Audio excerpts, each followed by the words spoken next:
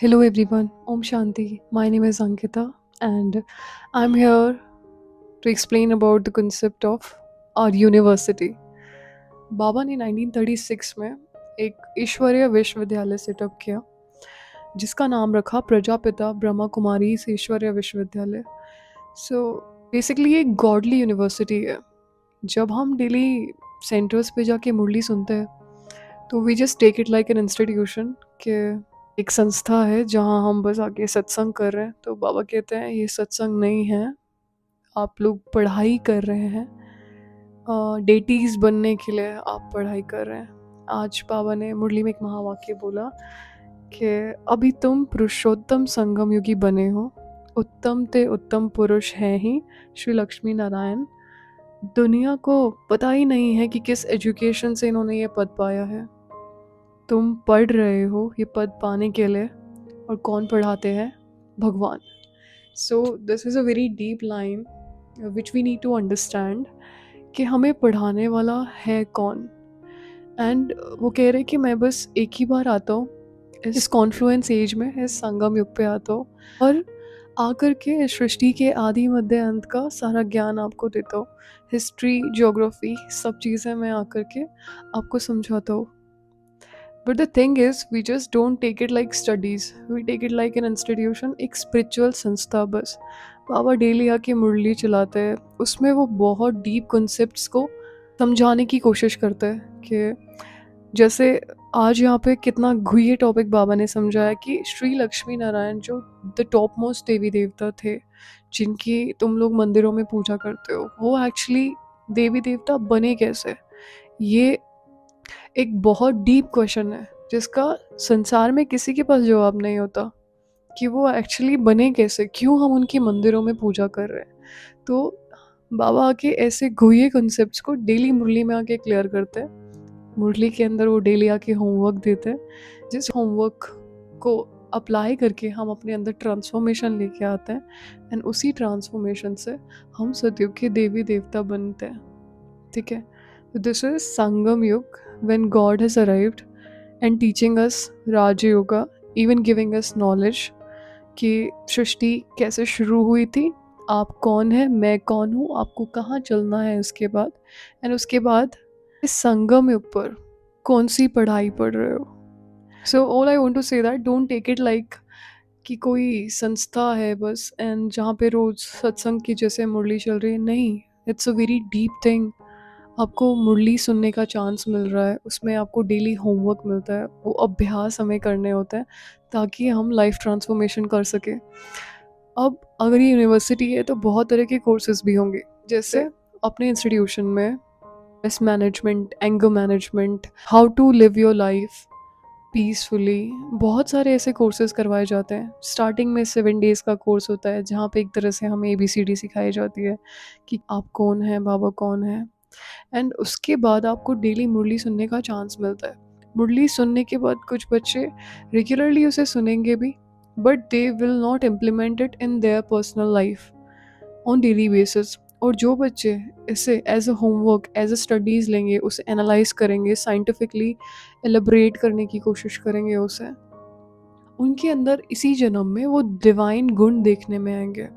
ऐसा नहीं है कि आप सतयुग में जा कर के श्री लक्ष्मी या श्री नारायण बनते हो। यहाँ पर इसी टाइम पे हमारे अंदर वो संस्कार, वो व्यवहार, वो नेचर देखने में आता है। कोई होता है ना, जैसे if we take an example of Dadi Prakash मणि, तो शी वॉज लाइक किंग। पूरे भरे सभा में पूछते थे कि किसको क्या खाना है, या किसी के लिए भी वो सेवा में सबसे ज़्यादा आगे हाजिर रहते थे।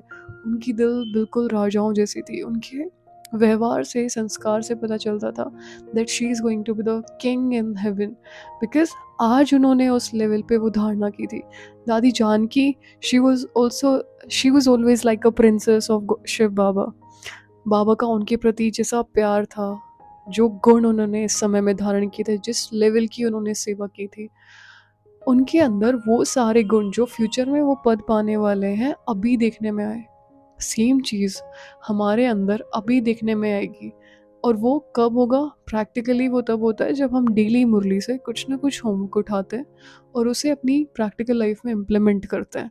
इम्प्लीमेंटेशन कैसे होगा? अभी जब आप मिले हुए होमवर्क का अभ्यास करते हो। जैसे अ, बाबा ने सपोज़ बोला है कि आज आपको क्रोध नहीं करना, तो आप दिन भर एक अफ़र्मेशन प्रैक्टिस करते हो कि मैं आत्मा शांत स्वरूप हूँ, I am the child of God. And ये चीज़ आप बार-बार अपने आप को याद दिलाते हो, ताकि आपके अंदर वो संस्कार इनबिल्ट हो जाए। No, I am peaceful, actually my nature is peace. ये सिचुएशन हो लेकिन मुझे शांत रहना है। I am a peaceful soul, I am a powerful soul. बार-बार हम ओम शांति भी करते हैं ना, व्हाट डज़ इट मीन्स कि मैं शांत स्वरूप हूँ। I energy is radiating peace all around, I am peace. ये चीज़ का लेकिन हम शायद इतना ज़्यादा ओम शांति वर्ड यूज़ करते हैं तो उसका मतलब हम भूल गए। जितनी बार हम ओम शांति बोल रहे हैं, मतलब you are randomly radiating peace in the whole world, you are actually peace. आप अपने आप को याद दिला रहे हो that I am peace. And still if you are getting angry in any other situation, किसी ने कुछ कह दिया तो मुझे गुस्सा आ गया, किसी ने कुछ रिएक्ट कर दिया तो गुस्सा आ गया, थोड़ी देर में कोई भाई आए तो उनको बोला ओम शांति, but I am not feeling that शांति। ओम शांति बोलने से नहीं शांति होगी, we need to feel in that moment. जब आप बोल रहे हो ओम शांति, मतलब you are radiating peace. Visualise that thing also that I the soul is peaceful. Okay, ऐसे धीरे धीरे धीरे धीरे अपने आप को याद दिलाते रहेंगे, तब जाके हमारे अंदर एक ह्यूज चेंज आएगा। हमारे अंदर वही देवताई संस्कार नज़र आएंगे, और तब फिजिकल वर्ल्ड चेंज होगा। एकदम से सत्युग इमर्ज नहीं हो जाएगा, हमारे संस्कार परिवर्तन होंगे, उस अनुसार वाइब्रेशंस पूरे संसार में फैलेंगे, और तब जा कर के सत्युग नज़र आएगा। धरती पावन होगी, प्रकृति पावन होगी, 5 एलिमेंट्स पावन हो जाएंगे। Okay, then the world will change. First we need, और ऐसा भी नहीं है उसके लिए पूरे संसार को ही योग करने की ज़रूरत है।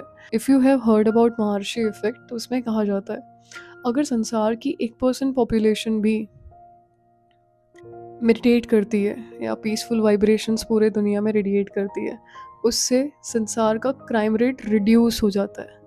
और बाबा ने कल भी मुरली में कहा था कि आपके पास राजयोग एक ऐसी चीज़ है जिस वजह से आप पूरी सृष्टि को पावन कर सकते हो। ठीक है, बाबा कल अन्न के लिए बोल रहे थे कि जब पूरी सृष्टि पावन कर सकते हो, तो राजयोग तो अपनी योग के वाइब्रेशन से फूड को तो पावन करके खा ही सकते हो। Okay, so this shows that how powerful this meditation is, which we are learning in our yajna. There are 4 major subjects: ज्ञान, योग, धारणा एंड सेवा। ज्ञान हमें मुरली से मिल जाता है, जो बाबा आकर रोज़ हमें बेसिकली हिस्ट्री, जियोग्राफी, साइकोलॉजी, हर सब्जेक्ट पढ़ाते हैं। बहुत सारी चीज़ें वो हमें मुरली के अंदर समझा के जाते हैं, बट समझ केवल उन्हीं को आएगा जो उसे थोड़ा डीपली समझने की कोशिश करते हैं। केवल इसे एक महावाक्य जैसे ना समझे कि बाबा ने कहा है कि अभी तुम पुरुषोत्तम संगम युगी बने हो, उत्तम ते उत्तम पुरुष हैं ही Lakshmi Narayan. He is telling about the history के जो सर्वश्रेष्ठ पुरुष थे और स्त्री थे, उन्हें लक्ष्मी नारायण कहा गया। और एक्चुअली वो बने कैसे, उसका आपको पता होना चाहिए। वो बता रहे हैं कि वो सर्वश्रेष्ठ थे, वो वैसे बने कैसे, ये हमें आकर वो रिवील कर रहे हैं।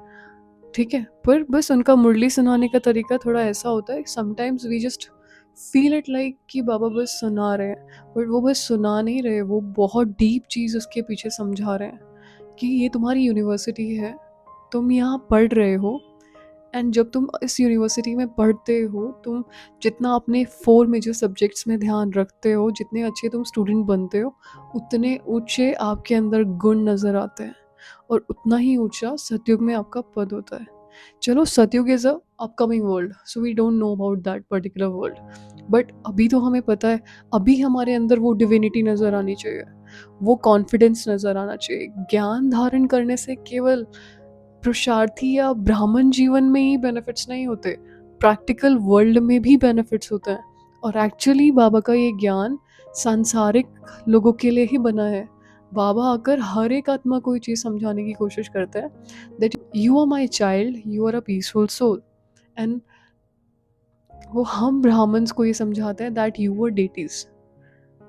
ठीक है, बाबा के बच्चे तो सब है, पूरी संसार बाबा का, सभी आत्माएं बाबा के बच्चे हैं, लेकिन वो हमें स्पेसिफिकली आके कहता है बट आप मेरे देवता बच्चे हो, आप देवी देवता बने थे। क्यों? Just because of one difference, कि हमने संगम युग पे मुरली सुनी थी, और उस मुरली को सुन के हमने अपने अंदर चेंजेस लेकर के आए।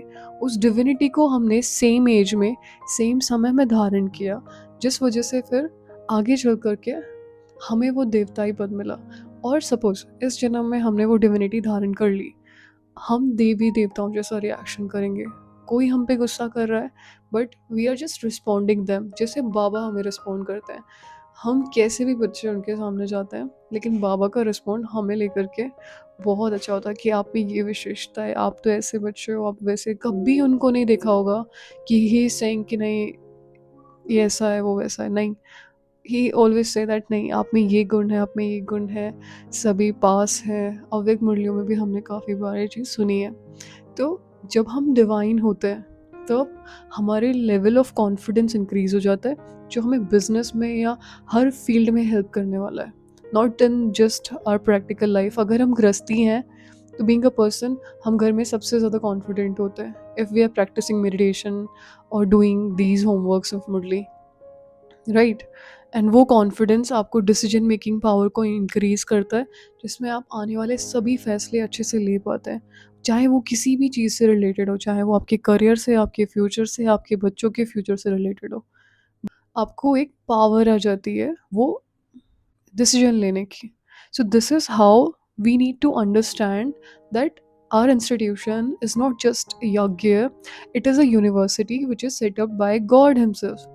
भारत में हमेशा से पढ़ाने का तरीका बहुत प्रैक्टिकल होता था। मतलब जब शुरू में गुरुकुल्स होते थे, गुरुकुल्स में बच्चों को भेजा जाता था, और वहाँ जाकर के बच्चों को रहना होता था, और वहाँ बच्चों को पढ़ाई करने के लिए प्रैक्टिकल उनके टेस्ट होते थे। किसी जंगल में भेज दिया, किसी सिचुएशन में भेज दिया, फिर उस अनुसार उन्होंने जो रिएक्शन दिया उससे उनको समझाया कि नहीं ये चीज़ ऐसी होती है, वो चीज़ वैसे होती है, वैसे आपको मोरल वैल्यूज़ धारण करनी चाहिए, ठीक है। और थियोरेटिकल स्टडीज़ होती थी, गुरु का सम्मान करना सिखाया जाता था। Same is happening here. Baba आकर के रोज़ हमें कुछ फीड करते हैं और फिर प्रैक्टिकल वर्ल्ड में भेज देते हैं कि अब आपको उस ज्ञान को प्रैक्टिकल वर्ल्ड में इम्प्लीमेंट करना है। जो पास होते हैं उनका स्टेटस हाई हो जाता है, और जो फेल होते हैं वो सेम स्टेटस में रह जाते हैं। और जो पास होते जाते हैं उन्हें हम पुरुषार्थी ब्राह्मण कहते हैं, बिकॉज उनका पूरा फोकस होता है इस चीज़ पे कि हम पुरुषार्थी हैं, this world is a drama, we are giving papers and that's it. Baba ने कहा है संगम में पे हो, आप ज्ञान सुन रहे हो, आपकी परीक्षाएं होंगी, तो वो माया भी हमें अच्छी लगती है फिर, कि ठीक है आकर के टेस्ट लेगी तो हमारी स्थिति अपग्रेड होगी। This is how Baba teaches us, this is how is a good teacher, he is an amazing teacher. Practical life से हमें सिखवाते हैं, ठीक है। कोई भी सिचुएशन हमारे पास आएगी, हमें उसमें काम रहना है, कंपोज रहना है। कभी कभी बाहरी परिस्थिति होगी, कभी कभी परिस्थिति अंदर से आएगी, अंदर हलचल चलेगी। बाबा हमारे प्रीवियस विकर्मों को हमें अपग्रेड करने के लिए यूज़ करते हैं, कि वो विकर्म सामने आएंगे बट इन्हें ज्ञान मिला हुआ है, ये उस ज्ञान को यूज़ करेंगे, और जैसे यूज़ करेंगे इनके संस्कार परिवर्तित होंगे, इससे उनके विकर्म भी विनाश हो जाएंगे और इनकी स्थिति भी अपग्रेड हो जाएगी। तो हमें समझना चाहिए कि हमें पढ़ाने वाला है कौन। He is not a common person. वो हमें हर सिचुएशन में पढ़ा रहे हैं, कुछ ना कुछ सिखा रहे हैं, कुछ ना कुछ हमें अपग्रेड कर रहे हैं। ऐसा नहीं सोचना चाहिए हमें कि सुनते नहीं हैं, आई डोंट नो, रिप्लाई नहीं करते, लेटर्स भेज रहे हैं, कुछ इफेक्ट नहीं हो रहा है। एक एक चीज़ उन्हें पता है। आपकी आसपास की सिचुएशंस केवल आपको सिखाने के लिए हैं, आपको अपग्रेड करने के लिए हैं। इसलिए बाबा कहते हैं रिलेशन सारे मुझसे रखो, बाकी सब केवल आपका टेस्ट लेने के लिए है। ओके, सो केवल हमें एक बात आपको समझानी है कि दिस यूनिवर्सिटी, दिस नॉलेज, बाबा का ये ज्ञान और खुद भगवान इज़ इनक्रेडिबल। हमें इन्हें उस हिसाब से ही ट्रीट करना चाहिए। कॉमन पर्सन कॉमन व्यवहार ना करें हम उनके सामने, या इस चीज़ को कॉमन ना लें कि it's just a Murli. No, it is not just a Murli. One Murli carries the knowledge of whole world. Baba कहते हैं आपके रतन लाखों करोड़ों पद्मों की कमाई आपको करवाते हैं। फ्यूचर में जाके शायद इनकी वैल्यू भी हो जाएगी कि कितने का है, बाबा का ये महावाक्य है, अच्छा ऐसा भगवान ने कहा है। हमें उस चीज़ को अभी समझना है। Okay, that's it for today. ओम शांति।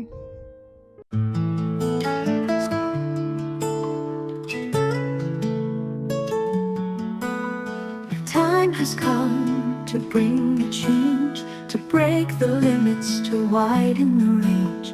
The time has come to rise above, to cleanse the soul, to return to love.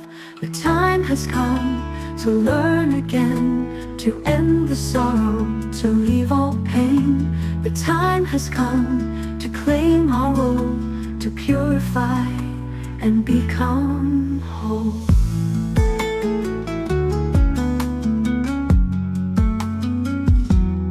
Silence deep, a whisper calls across the stars, through heaven's halls. A voice so pure beyond the sound, where truth and peace alone are found. In the school of light, so divine and true, I found myself, I found you. The secrets lost are now made known. The soul returns back to its throne. Through silence deep, a whisper calls across the stars, through heaven's halls.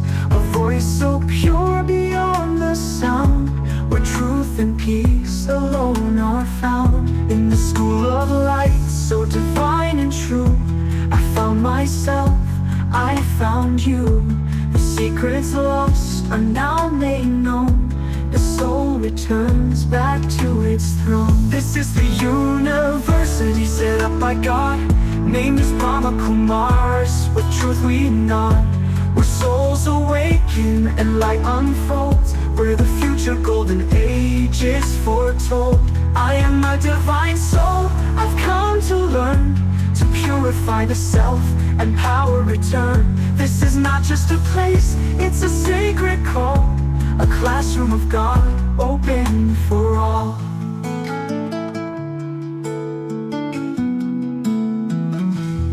No more search, no more disguise. The truth is here, before my eyes. Not a book, not just belief, but a living knowledge, soul's relief. This is the school that teaches life, to rise above the inner strife, to master mind and senses five, to feel the soul truly alive. This is the university set up by God, named as Brahma Kumaris. With truth we nod, where souls awaken and light unfolds, where the future golden age is foretold.